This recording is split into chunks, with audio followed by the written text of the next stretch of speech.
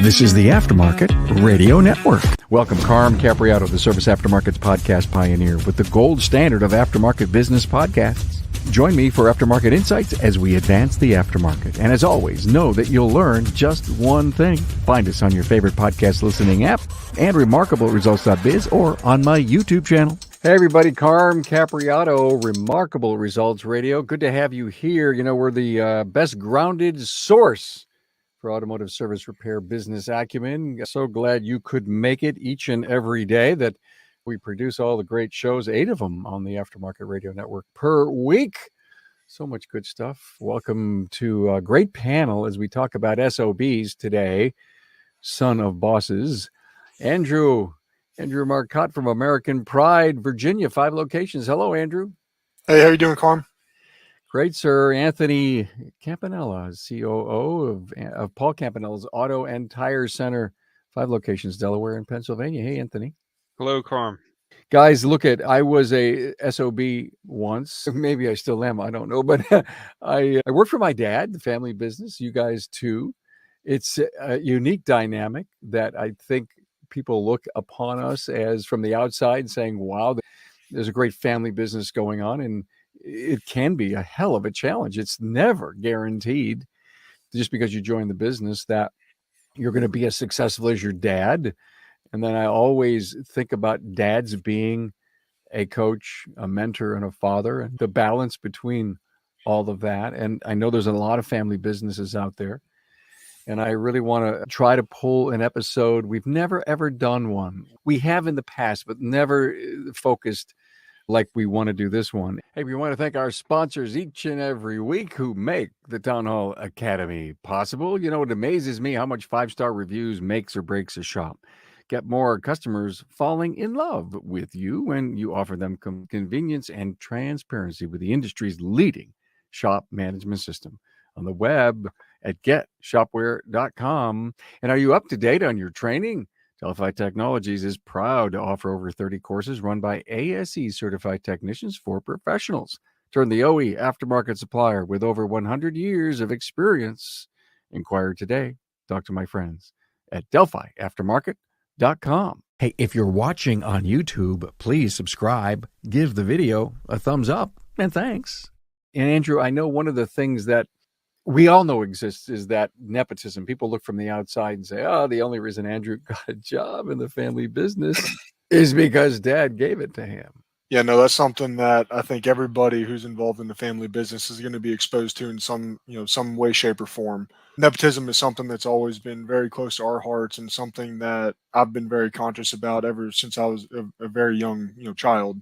I always knew I wanted to be involved in the family business in some capacity, but I never wanted to be, that guy that rode his father's coattails. Essentially, I wanted to make sure that I was bringing value to the table.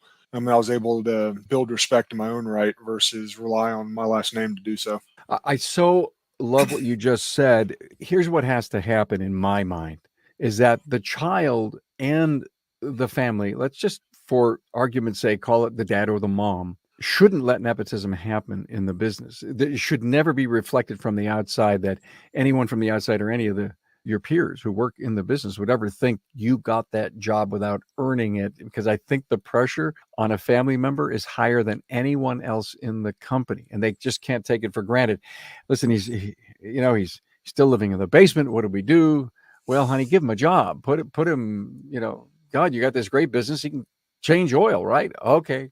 Comes in, and the kid never goes anywhere. Anthony, I mean, it's to me something that we have to manage.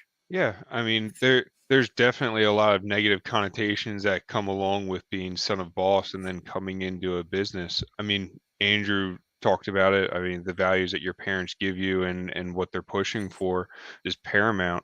But I mean, I almost had to blend in a little bit, wear the same shirts, make sure that I'm going through the same process and onboarding that all the other people go through, because I need to be part of them. How do you win trust, Andrew? It was what you were on the outside. You were telling me you worked for Target, I think, for a while. Yep. And then you ultimately came in the business. I think it's incredibly smart. I mean, not that Anthony may have done it a different way, but one of the things that I love about going away and coming back, or being away and then coming in, I don't care if you were working at McDonald's, there's other things to learn about being an employee. Even though you come in the business as an employee, everyone looks up to you as an owner, not an Sure. employee. That learning curve for you was probably immense. Yeah, it was pretty significant. So it's almost, I almost say that there was a level of divine intervention to my path back to the family business. I've got a lot of leadership experience, primarily through the sports aspect. I played football in college, so I was able to come up with kind of my own leadership style through that. And then my initial career, I guess you could call it, with Target in distribution, was 100% leadership based. I essentially had a team of 30 people that I had to motivate to do a job, and that was the task for the day. Go get these people to go do this. So very raw leadership that's applicable to a lot of situations. And on top of that, it was a very tenured team. They were a lot older than I was. Coming out of college, you're 22 years old, and you're going out there, you're trying to lead a group of people that are career distribution employees in their mid 30s to 50s. You've got an uphill battle to win respect and to build trust with that team. So I got a ton of real world experience on how to do just that, both through athletics and then my initial career with Target, plus the benefits of operating within a big corporate structure. In my household anyway, corporate doesn't necessarily have a good connotation. There's a lot of red tape that I had to work around when I was at Target. That was very frustrating in my mind towards forward progression.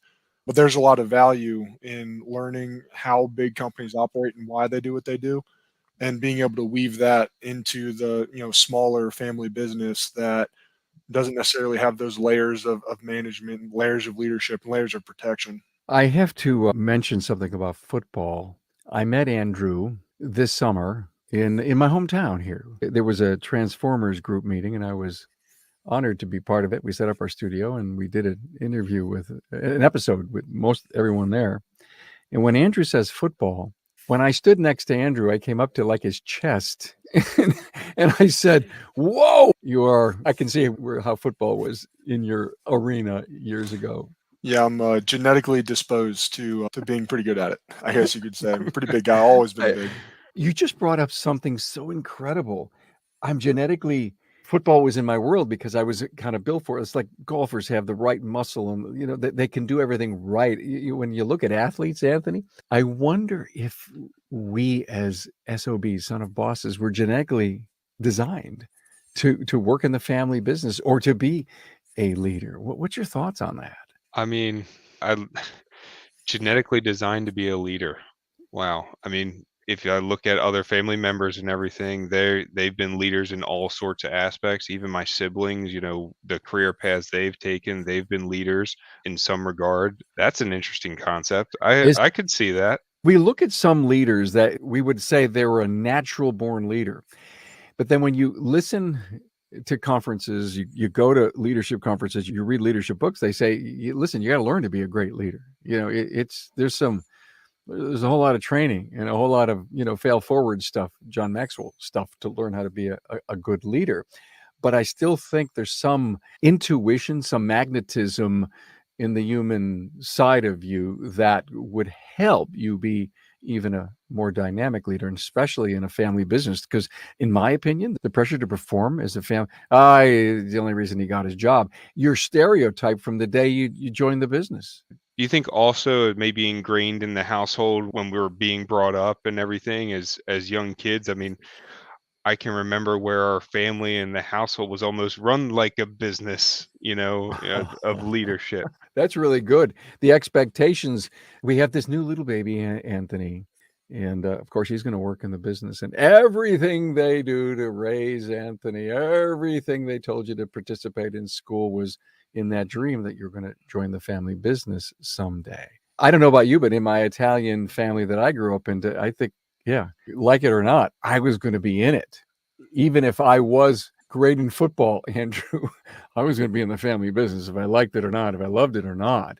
I think that there was an awful lot of pressure. I always wanted to please my dad. I always wanted to do things that were beyond what his expectations were, even though he never set a lot of them. It's just how I was raised to want to really do good.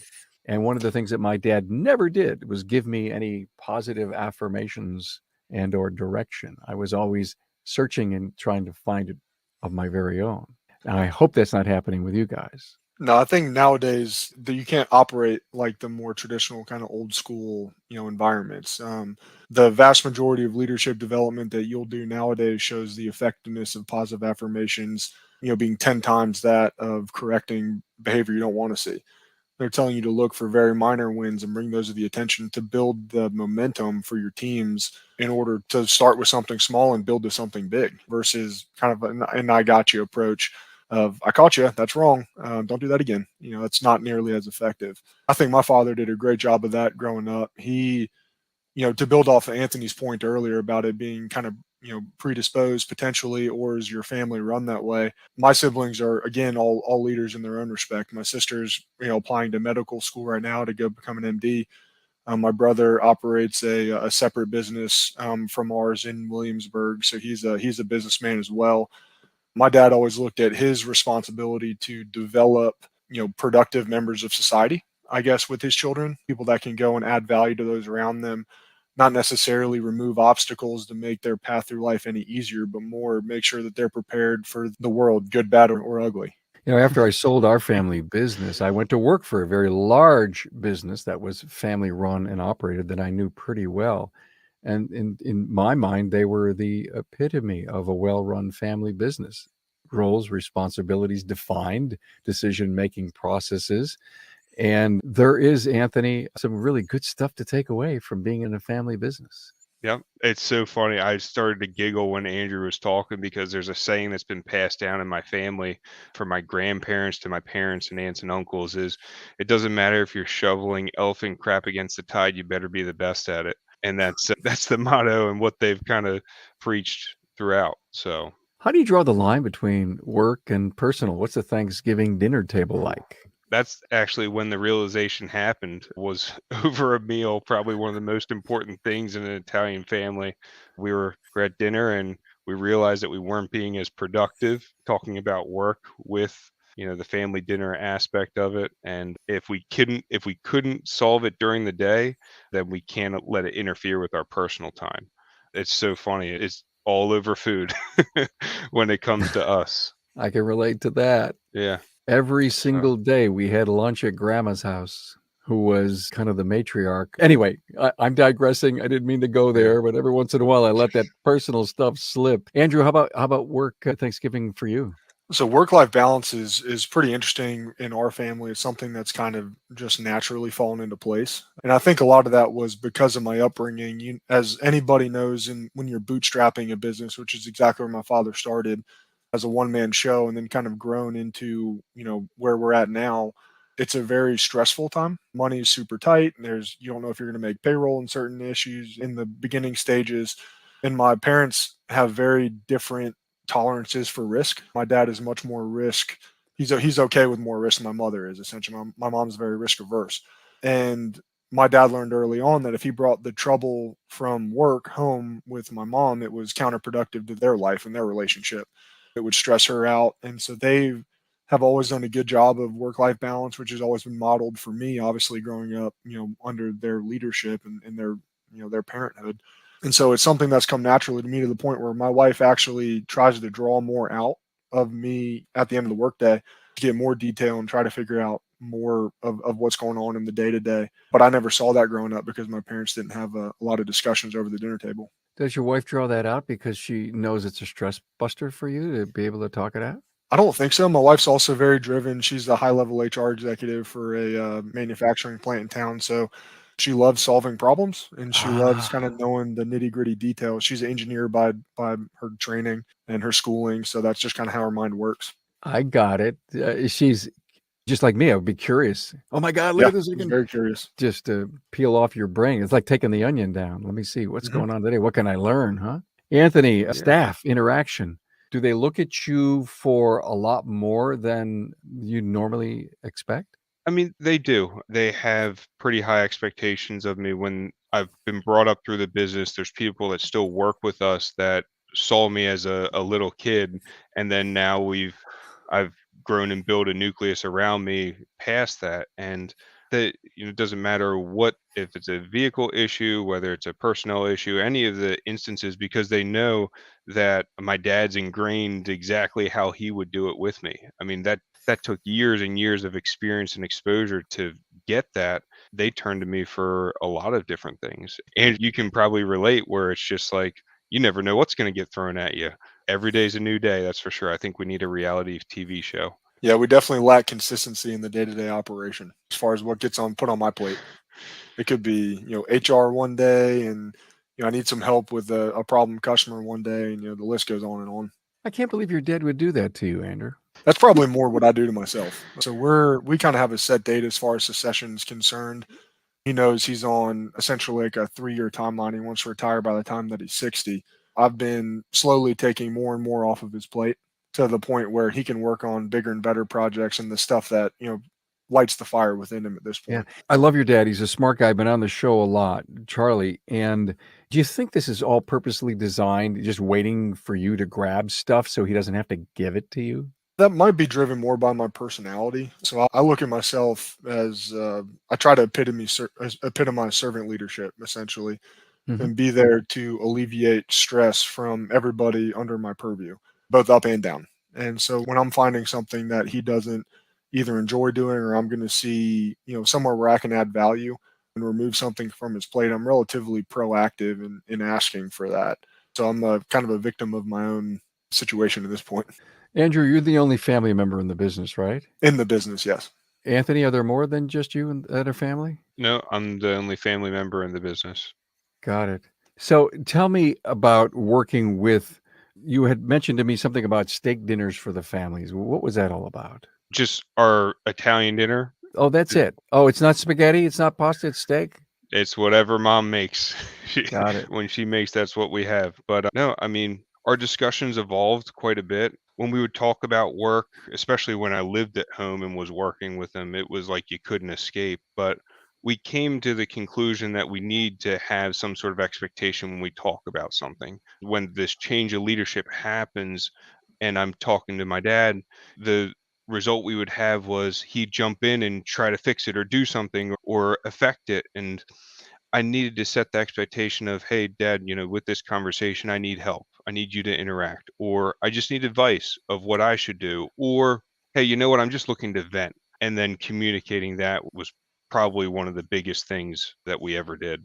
Anthony, I think you just said something huge. Andrew, I don't know if you heard what I heard, but instead of just, yes, sir, I'll have another, and salute and take the task and go do it, Anthony says, wait a minute. Now Anthony starts to bring in his perspective, his ideas into the task so that when it gets done, Dad's not going to be upset that it's a hybrid version of what he wanted and what Anthony wanted. Sure. Yeah, no, I think, nowadays more than ever, clear and concise communication is very important, and being intentional, which is exactly what Anthony, showed in what he just brought up, and in what you need and the support that you need is vital. I mean, at the end of the day, if your business is anything like ours, it's evolved to the point where, my dad's kind of scared to get involved in the day to day. Last thing he wants is to jump on to the counter and try to operate our systems and navigate all the technology and stuff like that. It's not unheard of for him to just assume things are going really well if I'm not communicating effectively with him, that I really do need some assistance in any kind of an area. Boy, you brought up a great point. In a succession plan, I just love what you just said. I don't want to work that counter anymore. I don't want to turn that wrench anymore. I don't want to do HR anymore. I don't want to do finance anymore. I just want to be the visionary. And do you find yourself, Andrew, as being more of the integrator? I would say beyond the shadow of a doubt, I'm the integrator in the company. He's a very quintessential visionary. When we took the the rocket fuel test, he scored very highly on the visionary side, and I scored more on the integrator side. And we complement each other really well in our ability to come up with ideas and put them in progress. I say that's one of our biggest differentiators from our competition is any training that we take gets implemented, and we're very intentional about making sure that changes are made when there's a better way of doing something. I love it. Will you ever, I mean, you were saying Dad 3 years when he's 60, will you grow into being the visionary? Yes, I will. So I've got to effectively succeed somebody, there needs to be a plan in place and a support staff for when that happens. The last thing you'd want to do is for the president of a company essentially to disappear, the vice president to step up and have nobody to support him in the new role. So we've got a leadership team. I've got an operations manager, CFO, and a couple other key positions, one of them being a internal technical trainer, and somebody that we have in a leadership pipeline to essentially fill the role of the COO for us once that transition happens. So we're putting all the bricks in place now so that strong foundation is still set when succession happens. Do your people know about this plan? Yes, they're long-term employees of ours that have earned this opportunity essentially. Talk about an exciting opportunity. If I was one of those people and I worked for you and you helped outline the opportunity and or career pathing that I would have, I'd be probably very honored and wanted to be a sponge to learn as much as I could so that I could assume that role. Yeah. So not to beat a dead horse, this is, what I shared on our last, call that we made is what really drives me for expansion and for, furthering the business isn't more opportunity for myself. My financial needs are all met. I'm very happy with, where things are at right now. It's really to provide opportunity for those on our team to provide them that next step in their career. I want everybody to be able to have their career goals met financially and responsibility wise underneath the American Pride umbrella. In order to do that, you have to add locations so that you can add layers of leadership and create opportunities for people to move up. When you have low turnover, that you don't really have the opportunity to wait for the next person to quote unquote, age out or move on, because that's going to be a long time for that to happen. So in order to provide those steps from a career advancement standpoint, growth is necessary. Guys, a tough question for both of you. The value that you bring that your dad did or does not to the business. You've got to be two different kind of people. You approach things differently. I think you can share that if you're willing. Be great for the audience to hear how you see your role versus your dad's, maybe strengths and or weaknesses. I can go first. I mean, my dad and I do complement each other well. He is a little bit different than I am because he's so extroverted and he is a visionary like Andrew's dad is. And his strengths of going off of gut and his experiences and everything that's taken years and years to happen is a huge plus for him. I came from not wanting to be in this industry, then back into it after leaving my career path, and my data driven, quantifiable research. I mean, that's what I use to substantiate any of the decisions that we had to make. So, did I have the luxury of the experience and gut feel from him? No, I didn't. I was just a lot younger. So, I used numbers and data tracking in order to shorten that time I would have had to go through with experiences to make good decisions. And we complement each other well in that way because I'm very data driven. He is not. And so you wonder how dad made the same decision you did from his gut and you had all the data. He's so good with it. I mean, there's times where I'll come through with a report and he's like, "Yeah, I had a feeling that was going on, or that's the direction we were heading." I'm like, "Yep, well, you're right." Amazing how that happens. I don't know. It could be just how he's wired.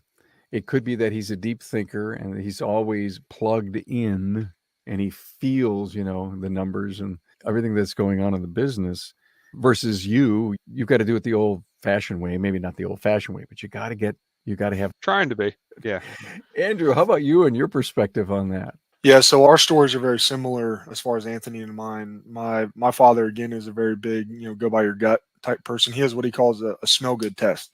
When he thinks if he, walks into a store, he can tell within a couple minutes if it's performing well or not and he says it's by how it smells. And I'm like, I don't get it, but I'm much more data driven and provide kind of, I guess, a series of structure. So my father's been a self-made man. He was the only man of the house essentially from the time he was 5 up until he joined the army. He's got 3 sisters, so he's got a lot of responsibility from a really young age, which his upbringing was very different than mine, I guess you could say, and he was very shaped by it. Upon leaving the military, he was on his own again, did a short stint in real estate before getting involved in the automotive world out of necessity, trying to find a way to put food on the table. And you essentially just figure out as you're going. I try to leverage my background of a more structured kind of career with my time at Target and then what I learned through athletics as well to provide some more structure and to validate the decisions that we're making, to just offer a check and a balance, I guess you could say, that we're either making the right decision or we really need to reconsider this because the data is not backing up, the gut feel. And what the gut feel we have found results in is a lot of emotional decisions being made versus more, I guess you could say, quote unquote, logical decisions that are backed by data that might be a better long-term solution. I don't know about you, Anthony, but the smell test, that's a cool thing. I mean, your probably dad has that too, right? He does, it's funny, he can walk into one of our locations and he just gets that vibe. He understands what's going on pretty quickly. And now that we can be proactive and put these sort of numbers and data tracking tools in front of them with all the different softwares and everything we have now, it's helped him a lot. I love this. Guys, what's the best thing your dad ever taught you? Man, that's a loaded question. I'd say it probably builds off what Anthony said earlier. I mean, I hate to steal something off of his plate, but the quote that he used about, be the best elephant poop shoveler out there. What my father has instilled in me is that if something's worth doing, it's worth doing right. And it's not worth cutting corners. Sometimes it stings in the moment, but in the long run, that kind of, transparency and trust pays dividends. And that's what allows a small business to grow, by word of mouth, which is primarily what we've done, is by truly taking care of people and allowing that to spread out into the community and really help us change the perception of our industry. Automotive does not have a good reputation, I guess you could say. Everybody seems to have a situation where they've been abused in the past. And the last thing I would want is somebody leaving American Pride thinking, I got taken advantage of. I want them to think they made a wise decision and they dealt with people of integrity and were treated fairly through the process. Anthony, any best thing your dad ever taught you? Man, just listening to Andrew, I just went through a ton of memories in a short period of time. I remember back to some of the tough times I had, coming into the business, and my dad told me to always stick it out. It's going to be worth it. He always would say, if it was easy, everyone would do it. He taught me some persistence that I don't think I would have gotten anyplace else. And he also taught me some great communication skills because in our small town, our name is everything. I didn't realize that. I always hated when we'd go to the mall or out to a restaurant and he knew everyone because I'm like, oh, here we go again. We can't put in an order because he's talking to everyone. And the value of our network for internal and external customers, right? But just being involved in the community and being that positive person for an automotive field that has just all the reputation against them. Campanella decides to be that way outside of everyone else in our community. Wow. Can I so relate to that? The Capriotto name was so strong in the decades and decades that we were part of that community. Thank you for bringing back that memory for me. Guys, you're both members of a COO group through Transformers. What's it taught you, Andrew? Really what it's taught me is kind of a reteaching, I guess you could say. So we've all heard the old adage, as iron sharpens iron, so does one man sharpen another. That could not be more true and couldn't be validated more in my time with Transformers. The accountability and I guess showing me the way that my peers have been able to do through that group is paramount in my own personal growth. And it's had immense effects on our company and our family by proxy. Cool. Anthony?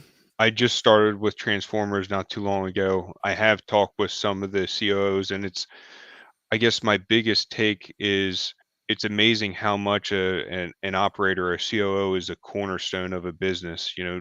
We always, as coming up as leaders, managing subordinates, right, Andrew? But now even managing up and talking with CEOs and people that are right there beside you, CFOs and everything, it's a different realm. It takes a special person to do it.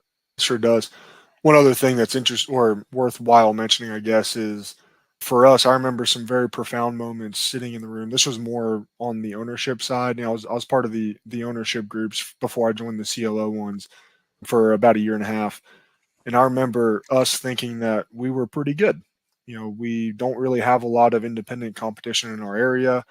The only big names out there are dealerships, and we're the only multi-shop, I guess, independent business that's around. And we thought we only knew what we knew. And then going out there and being around these other operations that were operating at a much higher level than us really opened our eyes to what is possible. We had no idea that we could make some changes internally and raise our bar exponentially because there was nobody around us to push us. And being out there and seeing what other people are able to do and opening your eyes to mentorship, either from a peer or from a mentor itself, is profound. I love what you said. I'll summarize it. You had a chance to see the possibilities. The bigger places, the well-run places, not that you aren't, but what you could learn to emulate. Thank you for that. Listen, guys, let's close this thing up by our audience. Let's make an assumption. Shop owners, technicians, some that want to be in the business, some that are in family businesses, some that want to start a business and make it a family business. And the dynamic of bringing in family, succeeding to family, is not as easy as just snapping your fingers. It just doesn't work like that. It requires a lot of hard work. So in your final words to the individual listening, and you guys are in the succession plans, any advice? Are you talking more on anybody looking to succeed, anybody, family business or not? Yeah, how the family fits, how the son of boss, the daughter of boss fits, succession. I'm sure if I asked you to do a keynote on family succession, you could probably come up with a couple of great pointers. Sure. I think the most important thing, especially when you're talking about succession, is knowing the motives. When you're either trying to succeed somebody in a business or look for a partner or becoming involved in a business in some capacity, family or not, is knowing the motives of those people you're working alongside. It changes very drastically if you're working with somebody who's looking to maximize a payout and maybe, look for a cash out option, 5, 10 years down the line versus somebody who's looking to build a legacy business and wants that name to continue and to grow. And if you guys are operating from different points of view, from different motives, I don't see it being a calm, I guess, partnership, I could say. So making sure that everybody's in absolute alignment and meeting regularly and continuing to keep the mission, vision, and value statement, on the forefront of those conversations is very important. It was such a powerful statement, Anthony, what Andrew just said, and it kind of reminds me of so much talk that I've heard. Here I'm a shop owner as an example, and I'm 65. He says, so what are your plans? I'm going to give it to my kids. That wasn't quite the right thing to say because you're to your point, where's the motive in figuring it out? Well, maybe I'll talk to my attorney one day and he'll figure it out. Maybe I'll talk to my accountant, but the kids will get it.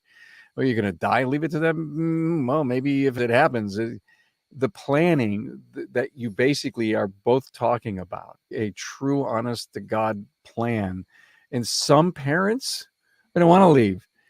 And if the son or the daughter knows that, they need to say, listen, Dad, we'd love you to be around forever, but not in the kind of role that you have. And I guess so much of what we're here to talk about is, to your point, Andrew, we need some structure. We need to know. If not, the kid's never going to step up. The kid may not even stick around because they're never going to know when. And I know, even me, you have pent up things, stuff you want to do, but you can't get it done because Dad doesn't offer the opportunity for you to step up. You're in the shadow of the family. And Anthony, I can't think of a better thing than the Italian family. Hey, he's born in this thing. He's going to be okay. He's going to he knows everything I know. It just doesn't work like that. Yeah. Anthony, your final word. Well, I mean, just to build off what Andrew said, once you have, the vision, everyone's on the same page, the communication's key. It's gonna be tough going through that. And I guess the only other thing I would say is, you know, through these tough times, it can be hard, to relate to that family member, but don't take it for granted. There's gonna be a time where you look back and you're like, you know what? I'd like to bicker about brake lays or go back and forth with my dad one time, there's going to be a time where they're not going to be able to work with you anymore, and make sure you cherish that. Make sure that you don't take that for granted. Wow. What a great summary, guys. Thank you so much. I so enjoyed this. I think it was a pretty straight up talk about succession and family business. Andrew Marcotte from American Pride and Anthony Campanella from Paul Campanella's Auto and Tire. Thank you guys so much for being here. Appreciate it. Now, I'm sure if you're listening and you learned something, I'm positive you did. Now,